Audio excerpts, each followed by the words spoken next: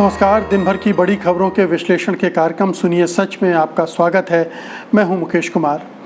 दोस्तों, सत्य हिंदी लगातार कोशिश कर रहा है अच्छी और सच्ची पत्रकारिता को आगे बढ़ाने की। हम चाहते हैं कि इस कोशिश में आप भी शामिल हों और इसके लिए आपसे गुजारिश करते हैं कि कृपया इस वीडियो के साथ दिए गए डिस्क्रिप्शन में जाएं और वहां एक लिंक है, उसको क्लिक करके आप अपनी इच्छा के अनुसार भुगतान करें। तो आइए अब शुरू करते हैं दिन भर की बड़ी खबरों के विश्लेषण का कार्यक्रम सुनिए सच। और सुनिए सच में सबसे पहले आज की खास खबरों पर एक नज़र। गहलोत बोले, सरकार गिराने की कोशिश, विधायकों को रिजॉर्ट में रखा। सिंधिया का कथित ऑडियो वायरल, टिकट के लिए 50 लाख की बात। योगी आदित्यनाथ के बयान पर भड़के नेपाल के प्रधानमंत्री कोली। लालू यादव के जन्मदिन पर बिहार में जेडीयू का पोस्टर युद्ध। ट्रंप प्रशासन ने भारत में धार्मिक आज़ादी पर फिर चिंता जताई। खास खबरों पर नज़र डालने के बाद आइए अब रुख करते हैं इन खबरों के विस्तार से विश्लेषण का। सबसे पहले आज की सबसे बड़ी खबर, राजस्थान के मुख्यमंत्री अशोक गहलोत ने कहा है कि उनकी सरकार को गिराने के लिए बीजेपी कांग्रेस विधायकों को करोड़ों अरबों रुपए का ऑफर दे रही है। गहलोत ने कहा कि सरकार गिराने का जो खेल मध्य प्रदेश में खेला गया वही राजस्थान में भी खेला जा रहा है। बुधवार रात को मीडिया से बात करते हुए गहलोत ने कहा कि करोड़ों अरबों रुपए भेजे जा रहे हैं। क्या बताऊं आपको, कैश ट्रांसफ़र हो रहे हैं। जयपुर के अंदर कौन भेज रहा है? बांटने के लिए एडवांस लेने की बात हो रही है। आप 10 करोड़ एडवांस दे दीजिए, बाद में 5 और दे देंगे। गहलोत ने यह भी कहा कि बीजेपी आखिर कब तक इस तरह खरीद फरोख्त की राजनीति करती रहेगी। उन्होंने बीजेपी को चेतावनी दी है कि अगर यही सिलसिला जारी रहा तो आगे आने वाले दिनों में कांग्रेस भी उसे इसी स्टाइल में झटका दे सकती है। गहलोत ने कहा कि पब्लिक सब समझती है। उन्होंने कहा कि उनकी पार्टी के सभी विधायक एकजुट हैं। राज्यसभा चुनाव से पहले निर्दलीय विधायकों समेत करीब 110 विधायकों को जयपुर के दिल्ली रोड स्थित एक रिजॉर्ट में ठहराया गया है। वहीं राजस्थान बीजेपी अध्यक्ष सतीश पूनिया का कहना है कि कांग्रेस सरकार अपनी विफलताओं को छुपाने के लिए ये खेल खेल रही है। उन्होंने कहा कि कांग्रेस में आंतरिक मतभेद हैं और उसी कारण से कांग्रेस डरी हुई है। इसके साथ ही उन्होंने कहा कि कांग्रेस अपने आरोपों को साबित करे। तो 3-4 मोटी बातें हैं इस पूरे प्रकरण में। सबसे पहली बात ये सही है कि बीजेपी राज्यसभा में अपनी स्ट्रेंथ को बढ़ाने के लिए हर तरह के हथकंडे आजमा रही है और उसमें सबसे बड़ा हथकंडा तो यही है कि खरीद फरोख्त का रास्ता अपनाया जाए। जितने ज़्यादा एमएलए तोड़े जा सकते हैं तोड़े जाएं और उनसे राज्यसभा की एक अतिरिक्त सीट अगर जीत सकें राजस्थान में भी, जैसे कि गुजरात में कांग्रेस के एमएलए तोड़े गए हैं और उसके बाद एक जो तीसरी सीट है उसको जीतने की कवायद वहाँ हो रही है। यहाँ भी यही हाल है। यहाँ भी इसी कोशिश में बीजेपी ये काम कर रही है। हाईकमान के निर्देश पे हो रहा होगा, ये तय है और इसकी कमान भी केंद्रीय नेतृत्व ने संभाल रखी होगी। और दूसरे भी तरीके हैं, जैसे जो एजेंसियां हैं उनसे दबाव डालकर ब्लैकमेल करके विधायकों को तोड़ना, खरीद फरोख्त करना, ये तमाम चीज़ें। एक पक्ष तो ये है। अभी सरकार गिरने की नौबत नहीं आ रही है। सरकार गिराने का शायद इरादा भी नहीं है। इरादा केवल राज्यसभा चुनाव तक है। राजस्थान में ठीक ठाक बहुमत है सरकार के पास, गहलोत सरकार के पास, क्योंकि 6 बीएसपी के विधायक भी अब उसके साथ हैं और जो इंडिपेंडेंट एमएलएज हैं वो उनका भी उनको भरपूर साथ है। तो 120 के आसपास उनकी स्ट्रेंथ है और उसमें वो सुरक्षित है। लेकिन अभी जो ये कवायद चल रही है उसकी एक वजह तो राज्यसभा चुनाव है। दूसरी वजह ये बताई जा रही है कि कांग्रेस के अपने अंदरूनी मतभेद भी इसमें काम कर रहे हैं। आंतरिक कलह जो है उसकी वजह से भी ये क्राइसिस या तो खड़ी की जा रही है या खड़ी हो गई है। यानी कुछ क्राइसिस खड़ी हो गई जिसको ये गहलोत साहब मैनेज नहीं कर पा रहे हैं, या कुछ लोग हैं जो क्राइसिस पैदा करके और फिर एक क्राइसिस मैनेजर की तरह उभरना चाहते हैं। ये तर्क दिए जा रहे हैं। तो दोनों चीज़ें हो सकती है, लेकिन पहली वाली संभावना ज़्यादा है क्योंकि बीजेपी लगातार एक के बाद एक राज्य में ऐसा कर रही है। और हम देख रहे हैं कि मध्य प्रदेश में हुआ, कर्नाटक में हुआ, यहाँ पर गुजरात में हो रहा है और अब यहाँ भी, और दूसरे राज्यों में भी इस तरह की का जाल बिछाया जा रहा है बीजेपी की तरफ से। ये बड़ी ख़राब राजनीति है। और अब क्या कहा जाए कि बीजेपी ने 6 साल में जो राजनीति की है उसका रंग रूप यही है। हर जगह सरकार को गिराना, तोड़कर बनाना, जो दावेदार हैं उनके दावे को खारिज करके राज्यपाल का इस्तेमाल करना, ये तमाम तरह के हथकंडे बीजेपी ने आजमाए हैं। और उसकी पूरी छवि अब यही बन गई है कि वो सत्ता लोलुप पार्टी है। और इस तरह से जहाँ भी छल बल, धन बल, मसल पावर, एजेंसी पावर जो भी लगाना है लगाओ, लेकिन अपनी राजनीति को मजबूत करो, अपनी सरकार बनाओ और ज़्यादा से ज़्यादा राज्यसभा में अपनी सीटें लाओ। अगली खबर का रुख करते हैं, लेकिन उस खबर पर जाने से पहले एक बार मैं आपसे फिर अपनी गुजारिश दोहराना चाहूँगा कि कृपया इस वीडियो के साथ दिए गए डिस्क्रिप्शन में जाइए, उसमें आपको एक लिंक मिलेगी, उसको क्लिक कीजिए और अपनी मर्ज़ी से भुगतान कीजिए। अगली खबर देखते हैं। मध्य प्रदेश की राजनीति में ऑडियो क्लिप की राजनीति शुरू हो गई है। सीएम शिवराज के बाद बीजेपी नेता ज्योतिरादित्य सिंधिया का एक कथित ऑडियो वायरल हो गया है। वायरल ऑडियो में टिकट के लिए 50 लाख रुपए की लेन देन की बात भी हो रही है। वायरल ऑडियो के बारे में दावा किया जा रहा है कि ये विधानसभा चुनाव के वक्त का है। हालांकि हम ऑडियो की पुष्टि का दावा नहीं करते, ये अभी पुष्ट नहीं हुआ है कि वास्तव में ये ऑडियो सही है या नहीं, इसकी फॉरेंसिक जांच के बाद ही तय हो सकता है। लेकिन फ़िलहाल जो सुनने में आया है उससे लगता है कि ये ऑडियो क्लिप सही है।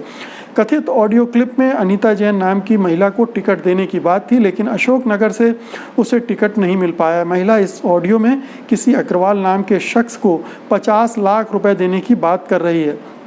ऑडियो की शुरुआत में अनीता पहले ज्योतिरादित्य सिंधिया को प्रणाम करती हैं। इसके बाद उधर से सिंधिया कहते हैं कि सॉरी अनीता, इस बार मैं कुछ नहीं करवा पाया। टिकट की दावेदार अनीता कहती हैं कि महाराज, सभी समाज के लोग मेरे पक्ष में हैं। ऐसा पहली बार हो रहा है कि अशोकनगर सीट कांग्रेस के पक्ष में जा रही है। मैंने पूरी तैयारी कर ली है। वहीं अशोकनगर सीट से दूसरे दावेदार के बारे में महिला बुराई भी कर रही है उनकी। अनीता बोल रही हैं कि वो जीतेगा नहीं महाराज, अशोकनगर में उसका काफ़ी विरोध है। टिकट के लिए अनीता वायरल वीडियो में रोते हुए अपनी बात रख रही हैं। वहीं अनीता को ज्योतिरादित्य सिंधिया आश्वासन देते हैं कि तुम चिंता मत करो, मुझे मालूम है हमारी सरकार बनेगी, मैं तुम्हारी पूरी रखवाली करूंगा, पूरा न्याय और सम्मान दिलवाऊंगा। इसके बाद अनीता किसी जज्जी नाम के शख्स पर आरोप लगाते हुए कहती हैं कि वो हर चुनाव में हत्या करवाता है। महाराज बोलते हैं कि मुझे मालूम है। बातचीत के दौरान सिंधिया बोलते हैं कि अनीता, इस बार क्या हुआ है कि जो लोग 5000 कम वोटों से हारे थे उन्हें राहुल गांधी जी ने मध्य प्रदेश में सभी को टिकट दिए हैं, इसलिए मैंने देर तक उनको अटका रखा था, लेकिन राहुल जी का निर्देश है तो क्या करें। वायरल ऑडियो को लेकर प्रदेश में सियासत शुरू हो गई है। कांग्रेस हमलावर हो गई है तो सिंधिया समर्थकों ने इसे फर्जी बताया है।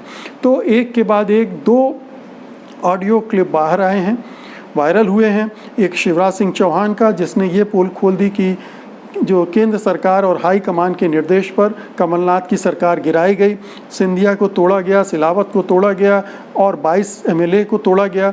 इस तरह से पूरा एक जाल षड्यंत्र रचा गया और उससे सरकार गिराई गई। तो ये एक अब इस्टेब्लिश्ड फैक्ट है कि ये बीजेपी की करतूत थी।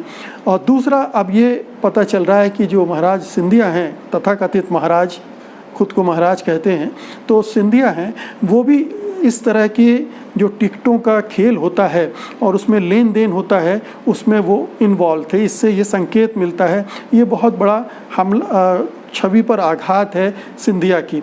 अभी तक वो साफ़ सुथरे माने जाते थे, लेकिन इस आरोप के बाद लगता है कि वो जो कुछ भी खेल चल रहा था उसमें वो शामिल थे। उन्होंने लिया, धन नहीं लिया वो अलग चीज़ है, लेकिन उस खेल में वो वहाँ पर शामिल थे। अब देखिए कि उपचुनाव होने हैं राज्य में और जाहिर है कि ये बहुत क्रूशियल है। उपचुनाव में अगर कांग्रेस 17-18 सीटें ले आती है तो बीजेपी की सरकार बचना मुश्किल हो जाएगा वहाँ, क्योंकि इतनी सीटें कांग्रेस को चाहिए अपनी सरकार बनाने के लिए, सरकार को गिराने के लिए। तो एक ये खतरा अब बढ़ता जा रहा है जैसे जैसे बीजेपी एक्सपोज होती जा रही है। सिंधिया जिनको वो तोड़ कर लाई थी, हीरो उस इलाके के हैं, उनकी छवि इस तरह से ध्वस्त हो रही है।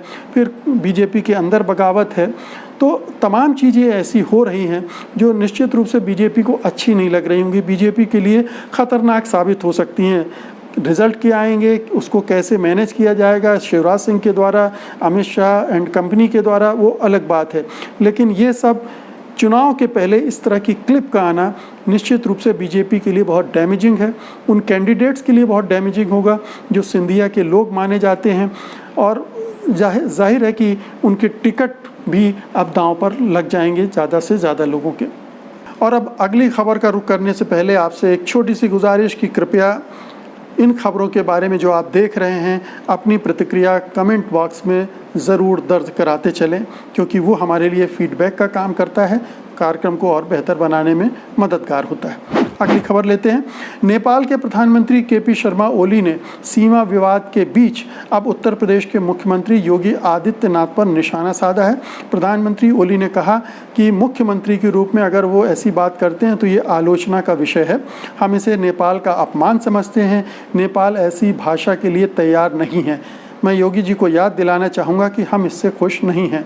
बता दें कि योगी आदित्यनाथ ने कहा था कि नेपाल को अपने देश की राजनीतिक सीमाएं तय करने से पहले परिणामों के बारे में सोच लेना चाहिए।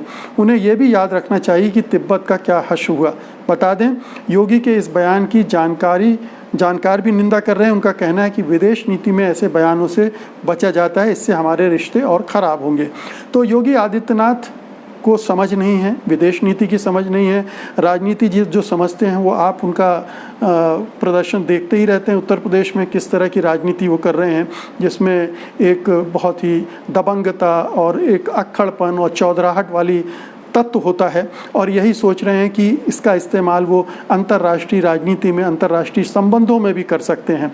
तो बहुत ही फूहड़ समझ है, बहुत हल्की निचले दर्जे की समझ है कि आप अपने पड़ोसी देश को धमका रहे हैं कि अपनी राजनीतिक सीमा के बारे में सोच लें। ये इस ज़बान में राजनीतिज्ञों को बात नहीं करना चाहिए, क्योंकि ये विदेश नीति का मामला है, विदेश संबंधों का मामला है, और ख़ास तौर से अपने पड़ोसियों से संबंधों का मामला है। ऐसे वक्त में जब वैसे ही नेपाल और भारत की आपस में ठनी हुई है सीमा विवाद को लेकर, लिपुलेख के आसपास के इलाके को लेकर, तो ये ज़रूरी है कि संयम बरता जाए और इस मामले में कम से कम बोला जाए। वैसे ही नेपाल ने अपना नक्शा संविधान से संसद ने पास कर दिया है और अपना दावा ठोक दिया है उस पूरे इलाके पर। इसके बाद अगर इस तरह से उकसाने वाली कार्रवाई योगी आदित्यनाथ टाइप के नेता करेंगे तो जाहिर है कि मामला बिगड़ेगा। तो इसमें सावधानी बरतना चाहिए कोई भी बयान देते हुए, बल्कि योगी आदित्यनाथ को तो ज़रूरत ही नहीं थी कि इस तरह के संवेदनशील मसले पर वो अपना मुंह खोलें। बेहतर है वो चुप रहें और जो काम केंद्र सरकार का है उसको करने दें। केंद्र सरकार को भी कायदे से योगी को एक डांट, एक झाड़ पिलानी चाहिए कि आइंदा वो अपना मुंह खोलते समय 10 बार सोचें। अगली खबर के रुख करते हैं। राष्ट्रीय जनता दल सुप्रीमो और बिहार के मुख्यमंत्री रह चुके लालू प्रसाद यादव का आज 73वां जन्मदिन है। बिहार में ये चुनावी साल है और ऐसे में लालू के जन्मदिन पर भी पोस्टर वार चल रहा है। दरअसल विरोधियों ने लालू के जन्मदिन के मौके पर शहर में कई जगहों पर पोस्टर लगवाए हैं। न्यूज एजेंसी ANI के अनुसार GDU की ओर से लगाए इन पोस्टर्स में उन 13 संपत्तियों का ब्यौरा दिया गया है जिन पर लालू और उनके परिवार का हक है। हालांकि JDU की ओर से ये साफ नहीं किया गया है कि पोस्टर उसी की ओर से लगाए गए हैं। पटना की सड़कों पर लगे ये पोस्टर चर्चा का विषय बने हुए हैं। दिलचस्प ये है कि पोस्टर RJD के उन पोस्टरों के ठीक करीब लगाए गए हैं जिनमें लालू को जन्मदिन की बधाई दी जा रही है। विरोधियों की ओर से लगाए गए इस पोस्ट में लिखा है लालू परिवार का संपत्तिनामा। साथ ही लिखा गया है कि ये संपत्तियां राजनीतिक धौंस से बटोरी गई हैं जिनकी श्रृंखला शेष है। उन संपत्तियों को आगे सामने लाया जाएगा। इससे पहले बुधवार को भी लालू राबड़ी की पूर्व में बिहार में रही सरकार और शासन व्यवस्था पर विरोधियों की ओर से निशाना साधा गया था। उस पोस्टर में लालू और राबड़ी देवी की तस्वीर के साथ शहाबुद्दीन और राजवल्लभ यादव को भी दिखाया गया था। पोस्टर में लिखा गया था पति पत्नी की सरकार, सौदागरों को लज्जा भले क्यों, उनके लिए व्यापार थी सरकार। तो आप ये बड़ा दिलचस्प नज़ारा है। देखिए, लालू यादव पिछले 2 चुनाव से कहीं भी सीन में नहीं है और लेकिन सबसे बड़े केंद्र वही बन गए हैं। JDU को और कुछ नहीं सूझ रहा है। वो अपनी जो उपलब्धियां हैं उनको लेकर चुनाव में नहीं जा रही हैं, लालू का भय पैदा कर रही हैं कि लालू आ गए तो क्या होगा। तो लालू से डरा डरा कर वोट मांगा जा रहा है। ये 15 साल सत्ता में रहने के बाद नीतीश कुमार और उनकी सरकार का हाल है। जाहिर है कि उपलब्धियां नहीं हैं, इसलिए लालू के खिलाफ एक भय खड़ा किया जा रहा है, लालू का भय खड़ा किया जा रहा है मतदाताओं के मन में। दूसरी बात यह है कि अगर ये संपत्तियां विवादित हैं तो वो राज्य सरकार के पास ऐसी तमाम एजेंसियां हैं जिनसे जांच करवाई जा सकती है, और जो गलत संपत्तियां हैं, अब 15 साल तो इस सरकार को भी हो गया, 15 साल क्या सोती रही। अगर लालू यादव ने गलत तरीके से संपत्तियां अर्जित की और ये सचमुच में उनकी हैं तो कार्रवाई करनी चाहिए थी। तो सरकार ये अपना ही ढिंढोरा पीट रही है अपनी नाकामियों का कि इन संपत्तियों के मामले में आंख मूंदे रही और अब चुनाव के वक्त पोस्टर लगाए जा रहे हैं। तो ये नीतीश सरकार की नाकामियों के पोस्टर हैं दरअसल जो वो लगा रही है, क्योंकि ना तो वो अपनी उपलब्धियों का ब्यौरा दे रहे हैं, ना वो ये बता रहे हैं कि आगे आने वाले दिनों में वो क्या करेंगे बिहार के लिए, क्योंकि ये क्रेडिबिलिटी ही नहीं बची नीतीश कुमार की कि उनके किसी वादे पर लोग भरोसा करेंगे। तो जाहिर है कि अब घूम फिर कर वापस उसी तरफ ये सरकार चली गई है कि लालू का भय पैदा करो, लालू के नाम पे मतदाताओं को डराओ और वोट कबाड़ो। तो ये लालू का भूत इस सरकार के सिर पर सवार है और पता नहीं ये लालू का भूत इस बार किस तरह से काम करेगा। वापस आरजेडी का रिवाइवल होगा या जेडीयू को सचमुच में लालू के आने के खतरे की वजह से ज़्यादा वोट मिलेंगे, चुनाव के समय देखा जाएगा। बहरहाल अगली खबर की तरफ बढ़ते हैं। प्रधानमंत्री मोदी के दोस्त डोनाल्ड ट्रंप का प्रशासन भारत में धार्मिक आज़ादी को लेकर बेहद चिंतित है। ट्रंप प्रशासन के उच्च अधिकारी ने कह दिया है कि धार्मिक आज़ादी को लेकर भारत में जो हो रहा है वो बेहद चिंताजनक है। अंतर्राष्ट्रीय धार्मिक आज़ादी रिपोर्ट 2019 के बुधवार को जारी होने के कुछ घंटे बाद ही अंतर्राष्ट्रीय धार्मिक आज़ादी पर राजदूत सैमुअल ब्राउनबैक की ये टिप्पणी आई है। वो इस मामले में अमेरिका के सबसे ऊंचे दर्जे के अधिकारी हैं। अमेरिकी कांग्रेस द्वारा निर्धारित दुनिया भर में धार्मिक स्वतंत्रता के उल्लंघन के प्रमुख उदाहरणों को दर्ज करने वाली रिपोर्ट को विदेश मंत्री माइक पॉम्पियो द्वारा जारी किया गया। वहीं भारत में धार्मिक स्वतंत्रता की स्थिति की घोषणा करने वाली अमेरिकी कांग्रेस के एक गैर सरकारी सलाहकार निकाय की टीमों को भारत सरकार ने वीज़ा देने से इनकार कर दिया। विदेश मंत्री एस जयशंकर ने 1 जून को बीजेपी सांसद निशिकांत दुबे को एक पत्र में ये जानकारी दी। निशिकांत दुबे को लिखे पत्र में विदेश मंत्री ने कहा, हमने USCIRF की टीमों को वीज़ा देने से इनकार कर दिया है जो भारत में धार्मिक स्वतंत्रता के मामलों को लेकर यहाँ आना चाहती थी, क्योंकि हम भारत के नागरिकों को मिले संवैधानिक अधिकारों में USCIRF जैसी किसी विदेशी संस्था का दखल नहीं चाहते। तो ये 2 खबरें हैं। पहली खबर, अब सोचिए कि अमेरिका के विदेश मंत्री माइक पॉम्पियो ही इस रिपोर्ट को जारी कर रहे हैं, मतलब ये महत्वपूर्ण है। अमेरिका में एक बड़े स्तर के अधिकारी जो सैमुअल ब्राउनबैक हैं उनकी टिप्पणी आई है। तो भारत में जो कुछ हो रहा है धार्मिक स्वतंत्रता के स्तर पर, हम सब जानते हैं कि पिछले 6 सालों में जो धार्मिक स्वतंत्रता का मामला है उसमें बहुत आघात हुए हैं, प्रतिघात हुए हैं, प्रहार हुए हैं, बार बार हुए हैं, लगातार हुए और हुए जा रहे हैं। अभी दिल्ली दंगों के मामले में हमने देखा, CA के प्रदर्शनों के बारे में देखा हमने, तो ख़ास तौर से मुस्लिम समुदाय को टारगेट किया जा रहा है और इस रिपोर्ट में इसका बार बार उल्लेख हुआ है। पहले भी इसके अंश आ चुके हैं बाहर, उनमें भी इस पर टिप्पणियां की गई हैं। सरकार को कहा गया है, भारत सरकार को कहा गया है कि वो अपना इस मामले में अपना चाल चलन सुधारे। अब ये जयशंकर ने जो पत्र लिखा है अपने बीजेपी के सांसद निशिकांत दुबे को, वो आज जारी किया गया। इसका मतलब है कि उस रिपोर्ट को खंडन करने के लिए, काटने के लिए, ये एक तरह से ये कहना चाहिए कि पर्दादारी करने के लिए किया गया है। इस चिट्ठी में कोई दम नहीं है, इसका कोई मतलब नहीं है। आपने कुछ लोगों को आने से रोक दिया, वो भी नकारात्मक जाएगा कि आप चीज़ों को छुपाना चाहते हैं, इसलिए विदेशी टीम को आने नहीं देते। अब ये ग्लोबलाइज्ड दुनिया है, भूमंडलीकृत दुनिया है और इसमें इस तरह के जो हथकंडे हैं वो चलते नहीं हैं। जो आप कर रहे हैं हिंदुस्तान के अंदर मुस्लिम समुदाय पर ख़ास तौर पर, उसके सारी खबरें बाहर जा रही हैं और सारे देश अब धीरे धीरे प्रतिक्रिया भी भी कर रहे हैं। बेहतर होगा कि केंद्र सरकार अपना चाल चरित्र सुधारे और धार्मिक स्वतंत्रता जो सबके लिए है, किसी एक समुदाय के लिए नहीं है, सबको बराबर का अवसर मिले, सबको बराबर की स्वतंत्रता मिले। और अब जाने के पहले आज की कोरोना से संबंधित जानकारी का अपडेट। देश में 24 घंटे में 9,996 सकारात्मक पॉजिटिव केस आए हैं और 357 लोगों की मौत हुई है। स्पेन को छोड़कर कोरोना के मामले में भारत 5वें स्थान पर पहुंच गया और जल्दी चौथे स्थान पर पहुंचने वाला है।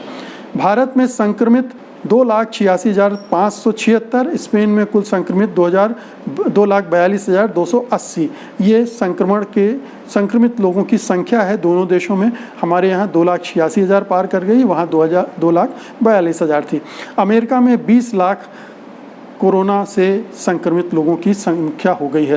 तो ये हालत है कोरोना संक्रमण की। लगातार हालात बिगड़ रहे हैं और पता नहीं केंद्र सरकार सोई हुई है, जागी हुई है, कुछ कर रही है या राजनीति कर रही है, सरकारें उलट रही है, राज्यसभा का चुनाव लड़ रही है, बिहार बंगाल के चुनाव की तैयारी कर रही है। तो मित्रों, ये थी आज की दिन भर की बड़ी खबरों का विश्लेषण। सुनिए सच, और कल हम फिर हाजिर होंगे कल की बड़ी खबरों के साथ। उम्मीद है कि आपको आज का ये एपिसोड अच्छा लगा होगा। आप इसे लाइक करेंगे, शेयर करेंगे और इस चैनल को सब्सक्राइब भी करेंगे। अब मुझे अनुमति दीजिए। नमस्कार। सत्य हिंदी के और वीडियोस को देखने के लिए हमारे YouTube चैनल को सब्सक्राइब करें और सीधे नोटिफिकेशन पाने के लिए बेल आइकन दबाएं।